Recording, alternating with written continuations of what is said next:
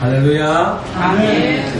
우리의 삶의 모든 필요를 채워주시는 참 좋으신 우리 하나님을 향하여 할렐루야 찬양대에서 귀한 찬양을 올렸습니다. 우리 주님께서 영광 중에 받아주신 줄로 믿습니다. 아멘. 찬양의 가사처럼 늘 주님 바라보고 주님께 온전히 주님만 사랑함으로 주님이 공급해 주신 그 은혜와 은총으로 매일매일 하나님의 나라를 살아가는 우리 모두가 될 수 있기를 주의 이름으로 축원합니다. 아멘. 우리 사랑하는 인사 나눕니다. 주님만 바라봅시다. 주님만 바라봅시다.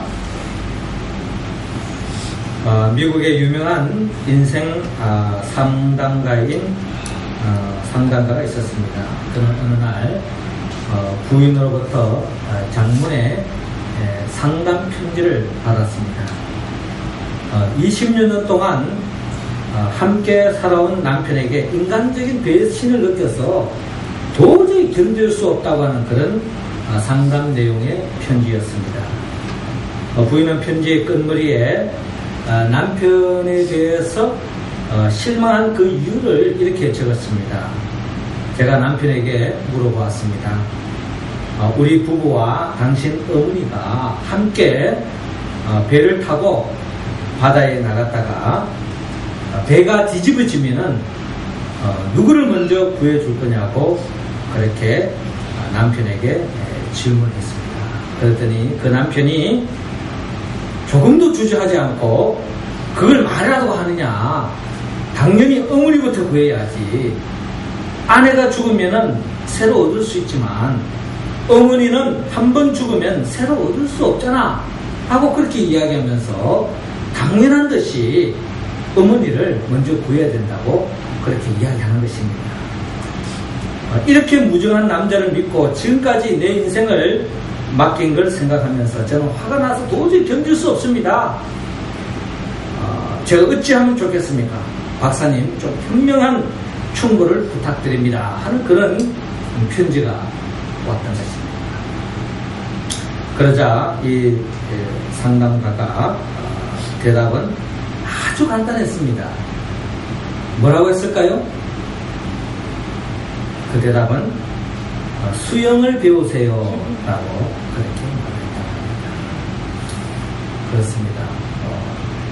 그럴 줄 만났니 뭐 이렇게 이야기할 필요 없고 수영만 배우면은 뭐 서수한 것도 없어지고 내 인생은 내가 개척할 수 있다는 것입니다.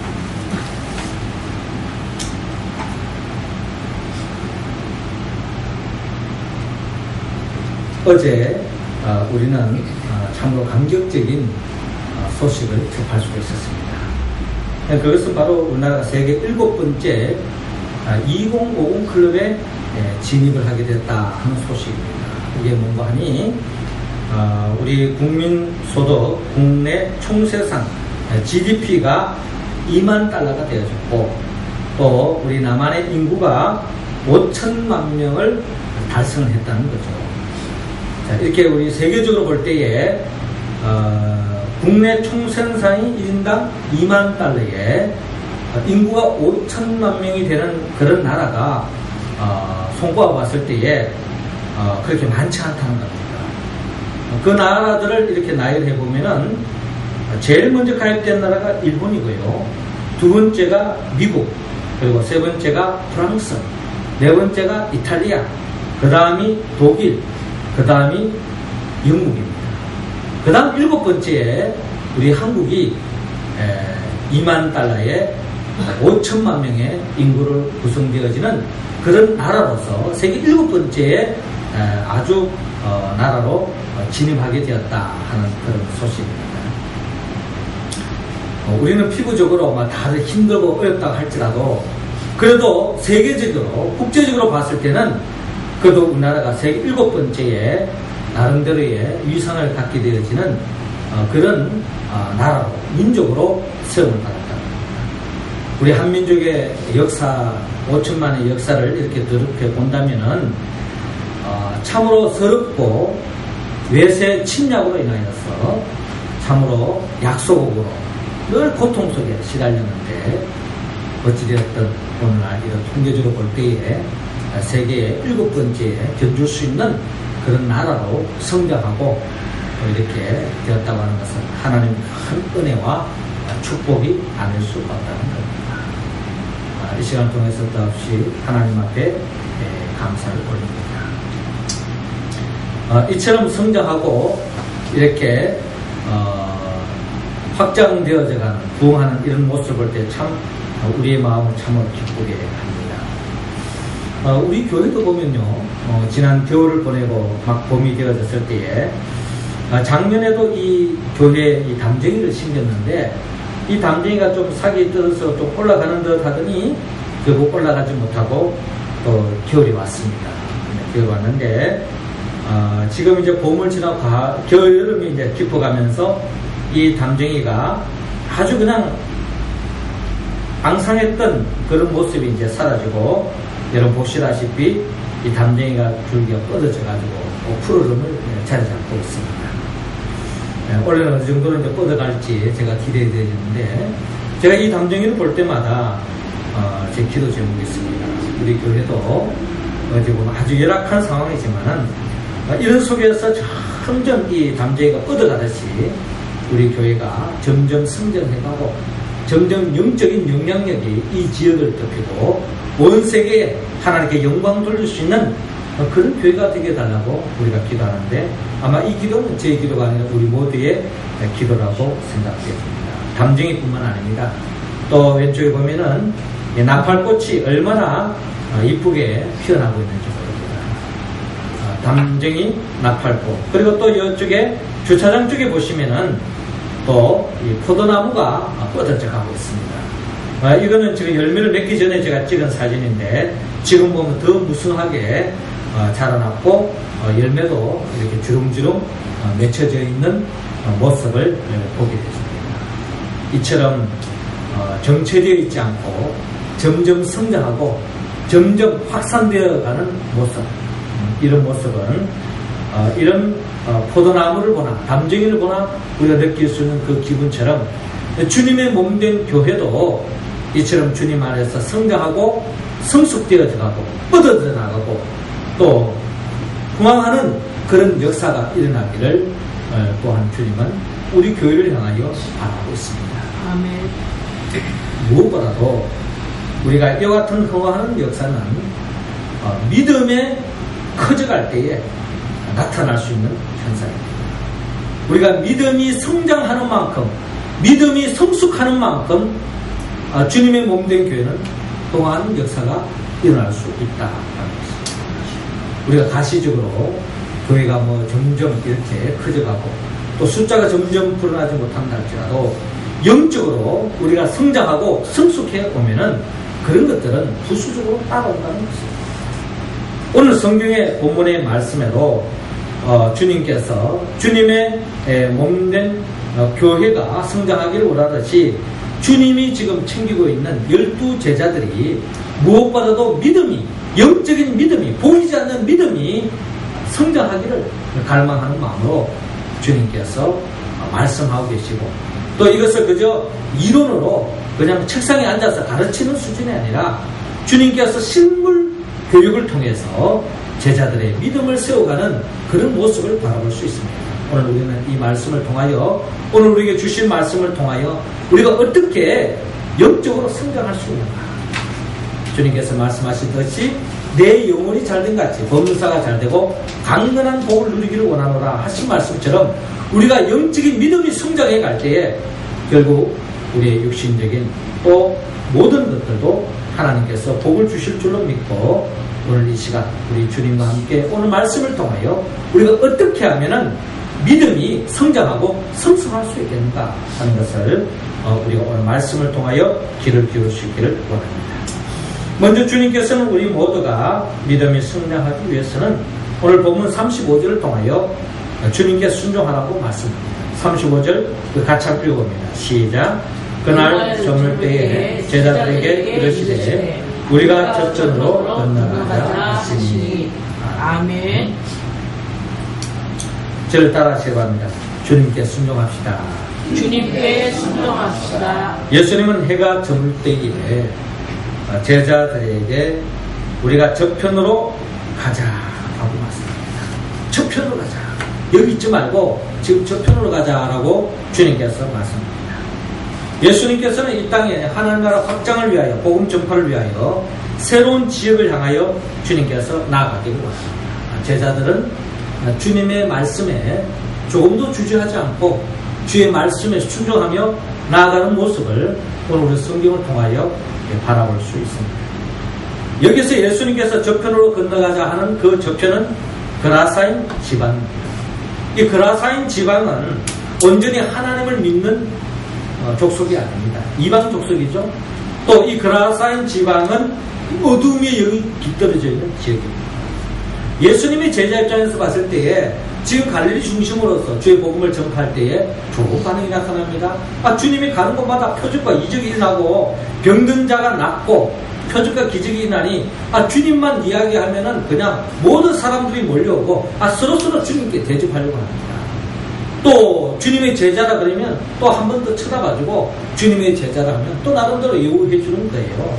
이런 분위기 속에서 아마 여기에 머무르고 싶은 것이 인간적인 마음 아니겠습니까? 여기 예우도 좋고 대접도 좋고 알아주니. 그런데 예수님께서는 여기에 머무르지 않고 아직도 어둠의 권세가 있는 그라사인 지방으로 지금 주님이 가자는 것입니다.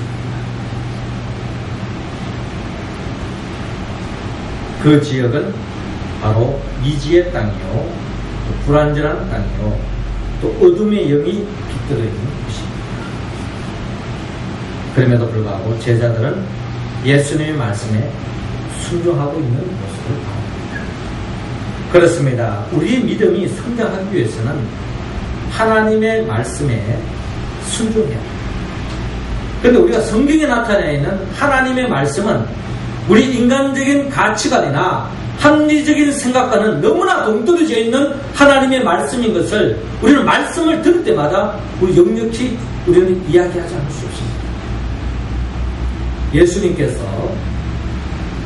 요한복음 2장에 가나의 혼인 잔치집에 포도주가 떨어졌잖아요. 그때 예수님께서 타인을 불러서 이 항아리에다가 물을 가득히 채워가지고 그 항아리 물을 연회장에 갖다 주라고 말합니다. 물이 뻔한 줄 아는데 그 물을 떠서 연회장에 갖다 주고 또 손님에게 대접한다는 것은 한마디로 창피한 일입니다. 그럼에도 불구하고 종은 주님의 말씀에 그대로 순종했습니다. 어떤 일이 났습니까? 물이 포도주로 변화되었습니다. 여러분, 이것을 어떻게 이론적으로, 과학적으로, 합리적으로 이야기될 수 있습니까? 황당한 이야기죠. 그러나 주님은 이런 표적과 이적을 통해서 제자들, 믿음의 사람들을 믿음을 더욱더 돈독하게 세우기 위한 주님의 계획이 있다는 것을 우리는 알고 수 있습니다. 순종할 때에 우리는 과학적으로, 합리적으로, 상식적으로 이해할 수 없는 하나님의 역사가 일어난다. 이거는 가나의 혼인 잔치집에 처음 주님이 표적을 일으킨 기적만이 아니라 주님의 나라에서는 이거는 아주 상식입니다. 보편적인 이야기입니다. 주의 말씀 그 자체를 순종할 때 그때에 놀라운 역사가 일어난다는 겁니다. 우리가 잘 아는 요한복음 6장을 보더라도 이 보리떡 5개와 물고기 2마리 이거 주님 앞에 바쳐본들 뭐가 이게 뭐 쓰이겠느냐. 어린 소년이 한 그릇 한 끼 식사로 때울 수밖에 없는 그 보리떡 5개와 물고기 2마리지만 주님 앞에 바쳐졌을 때에 주님께서 이걸 따라 축사하신 이후에 이 5,000명 이상이 되는 많은 사람들과 마음도 나누지만 말이 되는 이야기입니까? 그런데 그대로 순종했을 때에 5,000명이 믿고 12강들이가 남는 놀라운 역사가 일어났습니다. 할렐루야. 이게 바로 믿음의 역사입니다. 우리가 신앙생활을 하는 이유는 바로 이런 이적을 알고 이런 표적을 우리는 믿고 살아가는 게 우리 신앙생활하는 거 아닙니까? 무슨 이런 불합리한 것을 믿느냐 한다고 생각한다면 믿음의 사람이 아닌 거죠. 우리는 이것을 믿는 겁니다. 주님의 손에 바쳤을 때는 아무리 작은 것이라 할지라도 5,000명 이상이 먹고도 남는 역사가 일어날 수 있다 하는 믿음. 이런 믿음의 사람들이 우리 가운데 많아질 때에 주님 안에서 많은 열매를 맺을 줄 여러분 믿으시기 바랍니다. 요한복음 11장이고요. 썩어서 사흘이 아니라 나흘이 지났습니다. 뭐 죽은 사람 죽었다 할 수 있잖아요. 죽은 줄 알 수도 있잖아요. 그런데 썩은 냄새가 진동합니다. 그런 나사로 무덤을 향해서 주님께서 나는 부활이요 생명이 나를 믿느냐? 그 볼문을 열어젖혀라. 그리고 나사를 향하여 나사로야 나오라 명령할 때 나사로 죽은 자 가운데서 살아나는 역사가 일어납니다. 죽은 자가 살아나는 거예요. 이것이 주님 안에서 나타나는 현상입니다. 주님은 그때그때마다 그들의 믿음을 보시고 그 믿음의 분량대로 하나님이 역사하시는 것을 우리는 성경을 통하여 알아주셨습니다. 믿음의 선배 노아도 마찬가지입니다. 하나님께서 노아에게 너는 내가 지시한 땅에서 잣나무로 방주를 지어라. 역청을 치라. 네 마음대로 짓는 게 아니고 네 상식대로 짓는 게 아니고 하나님께서 지시한 대로 가로 몇 센치, 세로 몇 센치, 폭이 몇 센치 분명한 규격을 알려주셨습니다. 노아는 하나님의 말씀에 그대로 순종했습니다. 여러분 노아가 그 당시 하나님의 말씀에 순종한다는 것은 세상 사람들의 입장에서 본다면 세상 즐거움 다 끄는 거예요. 그 당시가 얼마나 풍요로운 사회인지 모든 사람들이 세상 재미에 빠져 있는 것입니다. 이제 원래 우리가 2만 달러에 5천만 명이 됐다고 하는 것은 한편으로 보면 축복이지만 잘못하면 저주가 될 수 있습니다. 왜? 이렇게 풍요로운 세상에 여러분 특별히 무슨 그렇게 몸부림치지 않아도 나름대로 먹고 사는 데는 어림없습니다. 절대적인 빈곤 속에 절대적인 배고픔 속에 살아서 요즘 누가 있습니다. 상대적으로 좀 내가 못 살고 상대적으로 내가 어려울 뿐이지 나름대로 조금만 움직이면 나름대로 새끼 밥 먹을 수 있는 겁니다.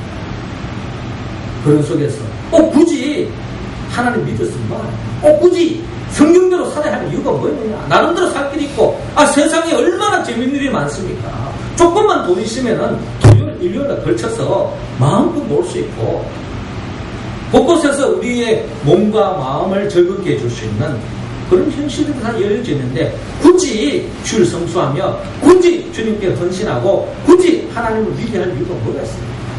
하나님 말씀에 순종한다는 것은 엄청난 희생을 요구합니다.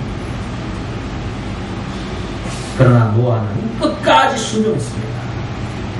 그 노아의 순종을 통해서 구원의 방주가 세워졌고 그를 통하여 이 땅의 인류가 끝나지 않고 죄로 말미암아 하나님의 심판에서 물로 끝나지 않고 이 땅에 인류가 종속되기 때문에 오늘 저와 여러분들이 살아있는 거 아니겠습니까?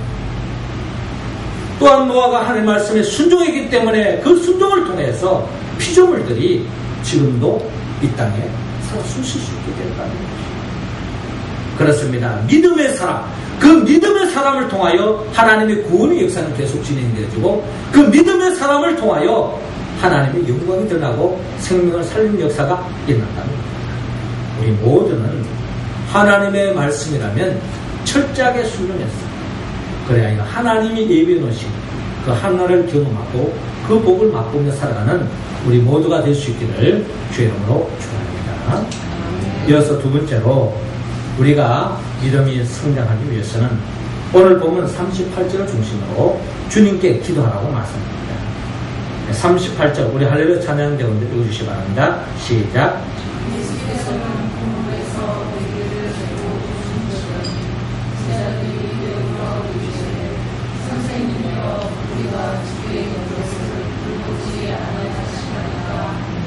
아멘. 저를 따라하시기 바랍니다. 주님께 기도합시다. 주님께 기도합시다. 예수님은 제자들과 함께 배를 타고 항해합니다. 예수님은 하루 종일 복음을 전파하시나 피곤하셨는지 배에서 주무시고 계십니다. 그런데 문제가 생겼죠. 제자들이 예수님과 함께 배를 타고 가는데 큰 강풍이 나서 물결이 부딪혀서 배에서 들어와 배에 가득하게 되었습니다. 침몰 직전에 이르게 되었습니다. 죽음의 공포가 다가옵니다. 그때 예수님은 주무시고 계십니다. 다급해진 제자들은 예수님을 향하여 선생님이여 우리들이 죽게 된 것을 돌보지 아니하시나이까 하면서 깨우고 있습니다. 이제 잠에서 깨어난 예수님께서 바람을 웃으시며 바다들을 이르시되 잠잠하고 고요하라 명할 때 바람이 그치고 아주 잔잔해지는 역사가 일어났습니다. 여러분, 믿음에 성장하기 위해서는 예수님께 기도해야 합니다. 기도라는 것은 주무시는 주님을 깨우는 것입니다. 문제에 부딪혀서 인간적인 방법을 다 취해보지만 아무것도 해결할 수 없을 때 주님께 부르짖고 간구하는 것입니다. 그러나 본문에서 제자들은 광풍으로 물속에 빠져갈 죽을 수밖에 없는 인간적인 방법을 다 추구해 보았지만 한계에 부딪혀서 주무시는 주님을 깨우고 있습니다. 그러나 제자들은 주님의 도움을 간청하는 자세보다 주님께 원망과 비난이 담긴 어리석은 제자들의 모습을 볼 수가 있습니다. 제자들의 입장에서 본다면요, 오늘의 항해는 제자들이 주님, 우리 지금 복음 전파하는 것도 하고 날씨도 덥고 한데 바다에 한번 좀 시원하게 한번 항해나 한번 합시다 해서 제자들이 요청해서 지금 간 게 아니에요. 그렇게 하다가 갑자기 풍랑 맞았으면 아이고 우리가 예수님 바쁘신데 그냥 풍랑 배 타고 하자 그래가지고 지금 어려움을 겪게 되니까 아이고 참 죄송하네 이런 마음을 갖게 되어지지만 지금 이 배에 항해하게 된 것은 전적인 주님의 지시에 따라 주님의 말씀에 순종하며 나가는 가운데 겹쳐진 풍랑이라는 것입니다. 여러분, 우리의 신앙에도 바로 이럴 때가 있습니다. 우리가 당하는 그 어려움, 우리가 당하는 그 공고함, 우리가 당하는 그 애매한 그 고난이 그저 내가 세상 재미에 빠져있다가 세상 짓 하다가 나름대로 이런 어려움을 당하면 아이고 내가 참 하나님 말씀 불순종해서 이렇게 되었지라고 생각하면 할 말이 없잖아요.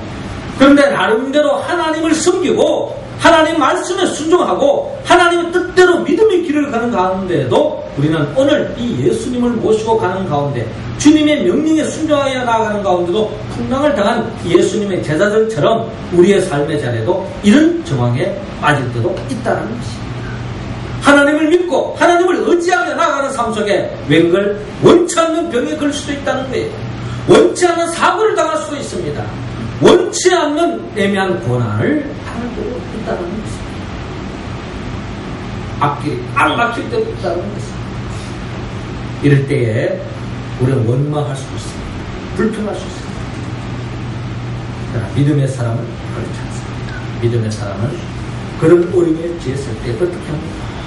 오늘 성경이 보여주는 바로 주님께 기도하는 사람. 믿음의 사람 가운데도 어려움이 이렇게 부딪히면 원망하고 불평하는 사람이 있습니다. 그리고 남의 탓 이야기하는 사람이 있어요. 남의 탓 이야기하고 있어요. 니 때문에 이렇게 된 거 아니냐 이러면서 니 때문에 이렇게 됐다 하면서 이야기하는 사람이 있습니다. 원망하고 불평하는 거죠. 내가 그렇게 하지 않았느냐. 그러니까 믿음의 사람 어떻습니까? 하나님 앞에 기도하는 것입니다. 하나님을 의지하는 거예요. 하나님께 간구하는 것입니다. 이게 믿음의 사람입니다. 어떻게 보면 오늘 이 어떤 이 현상은 어떻게 보면 예수님께서 미리 알고 계셨을지도 몰라요. 아니 주님은 저는 알고 계셨다고 생각합니다. 제자들을 믿음을 한마디로 업그레이드 시켜주기 위해서 믿음을 더욱더 돈독하게 시켜주기 위해서 문제를 느끼게 한 거예요.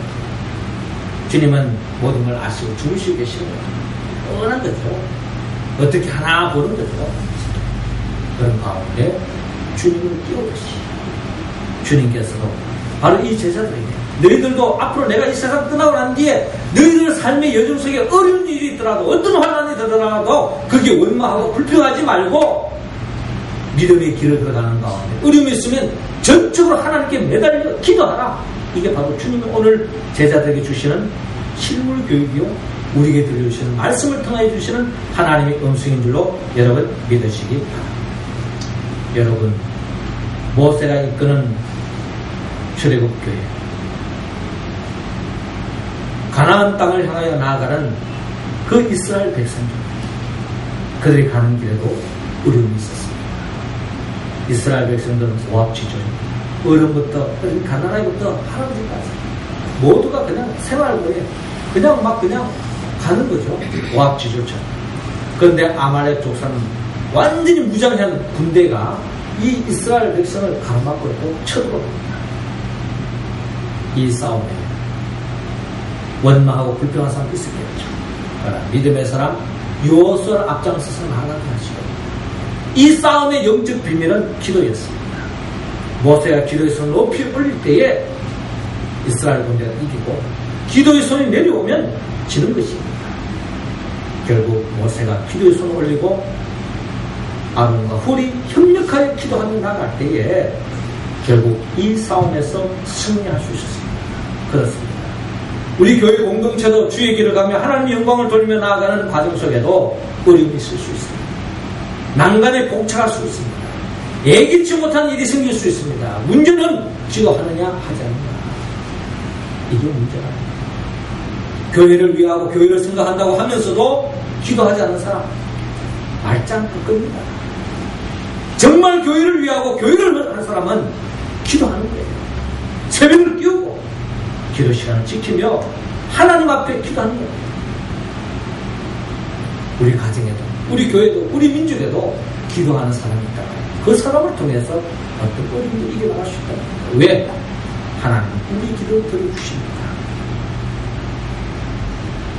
우리 모두는 문제 앞에 원망하고 불평하지 말고 기도할 수 있기를 바랍니다. 너는 내게 부르짖으라. 내가 내게 응답하겠고 내가 알지 못하는 크고 비밀한 일을 내게 보이리라 하는 주님의 말씀을 의지하여 기도하고 모든 문제를 해결하며 나아가는 우리의 모습, 우리 교회 공동체가 되었습니다. 하나님께 영광 돌리며 나아가는 우리 모습 될 수 있기를 주님으로 축원합니다. 마지막 세 번째로 우리의 믿음을 성장하기 위해서는 오늘 본문 41절을 중심으로 주님을 알아가라고 말씀합니다. 41절 우리 다 같이 읽습니다. 시작. 그들이 심히 두려워하여 서로 말하되 그가 누구이기에 바람과 바다도 순종하느니라 하였더라. 아멘.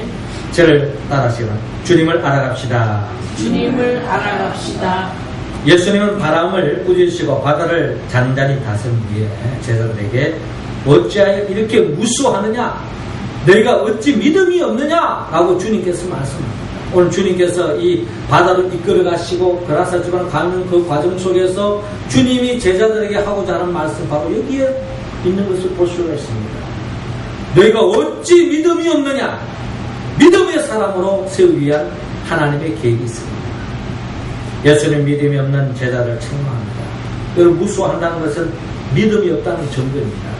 믿음이 클수록 두려움이 사라집니다. 염려, 근심, 걱정, 믿음이 없으면 없을수록 염려와 근심과 걱정이 커질 수밖에 없죠. 그러나 믿음이 크면 클수록 염려와 근심과 걱정은 점점 작아지는 줄로 믿으시기 바랍니다. 예수님은 제자들이 큰 믿음을 품기를 바랍니다. 그렇다면 믿음은 뭡니까? 믿음은 예수님이 누구인가를 아는 것입니다. 믿음이 크다는 것은 예수님에 대하여 그만큼 많이 알고 있다는 것입니다. 그 믿음이 작다는 것은 예수님에 대해서 별로 알지 못하고 알기는 아는데 확신이 없는 사람, 머리로는 알지만 이 가슴에까지 와닿지 않는 사람. 이 그러니까 여러분 단지 30cm밖에 안 되는데 이 30cm, 이 머리로 아는 이 예수님에 대한 이 지식이 여기까지 오는 데는 어떤 사람은 3년, 어떤 사람은 30년, 어떤 사람은 100년 지나도 여기 와닿지 못하겠습니다.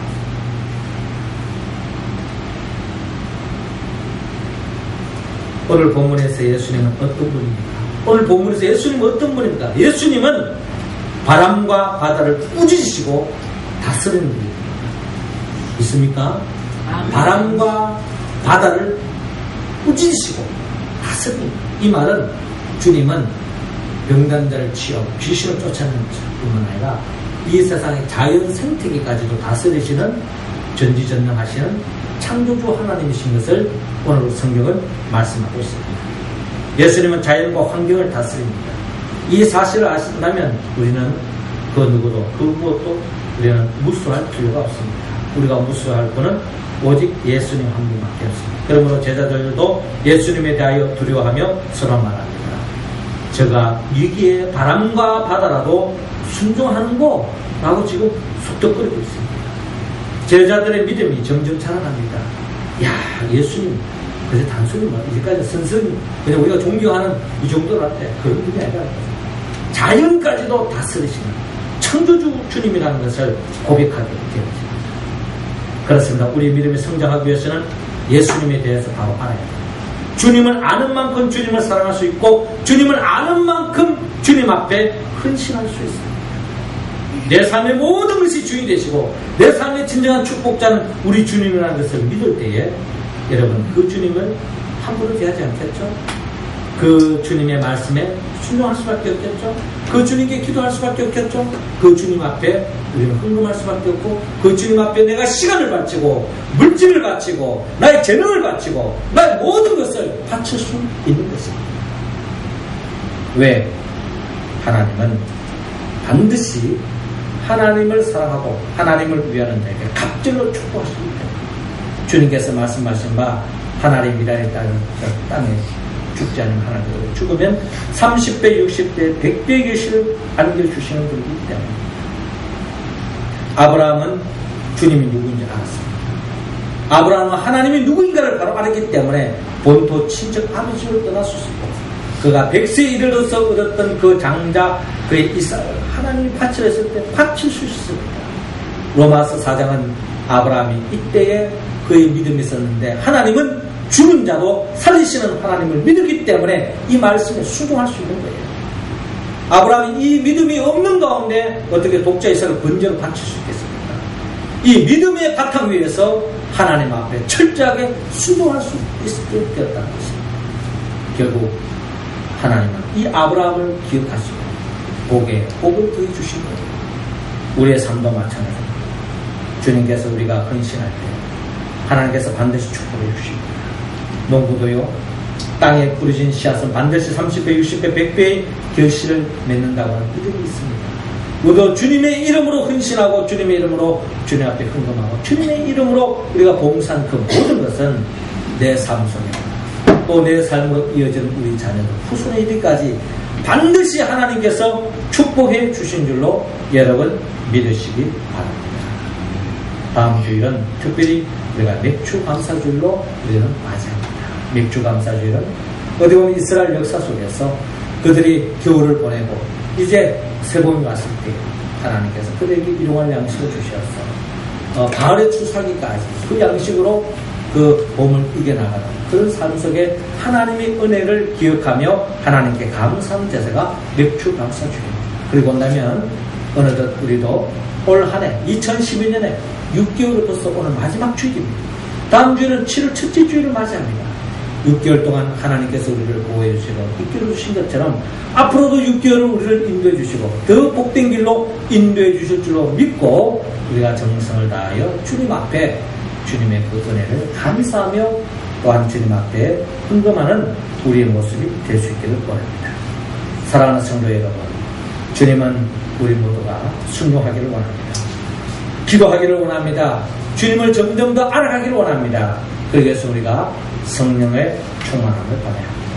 나를 위하여 십자가에 못 박아 죽으시고 부활하신 예수 그리스도의 영 보혜사 성령의 도우심을 받을 때야만이 우리는 인간적인 상식과 과학적인 생각에서 벗어나 주님의 말씀에 1.1을 흐트림 없이 순종할 수 있습니다. 어떤 어려움에도 기도할 수 있습니다. 성령의 도움을 받아야만이 우리는 진정 주님을 알 수 있고 그 머리로 아는 그 주님을 내 가슴 속에 전달할 수 있는 것 또한 성령이 도와주셔야 됩니다. 우리 모두가 성령의 도우심으로 더욱더 주님께 순종하고 기도하고 주님을 알아감으로 점점 믿음이 성장하였어. 주님의 역사에 동참하고 주님께 더 큰 영광 돌리고 주님이 예배하신 그 복을 받아 누리는 우리 모두가 될 수 있기를 주님의 이름으로 축원합니다.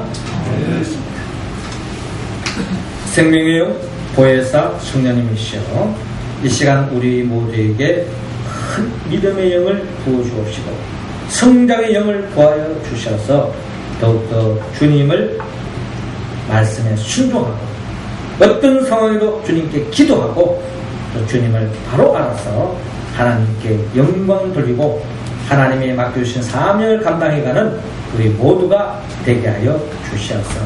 이제 다음 주부터 맞이하는 이 7월 첫 주가 먼저 이 6월 동안 이루지 못한 그 역사를 이루어 나가는 우리 모두가 될 수 있도록 인도하여 주옵소서.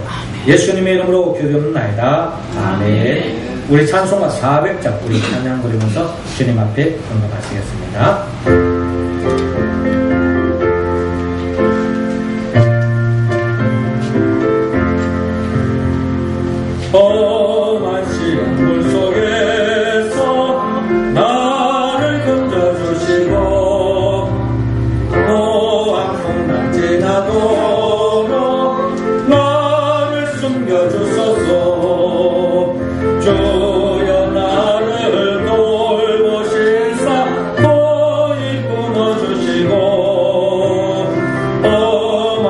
마지막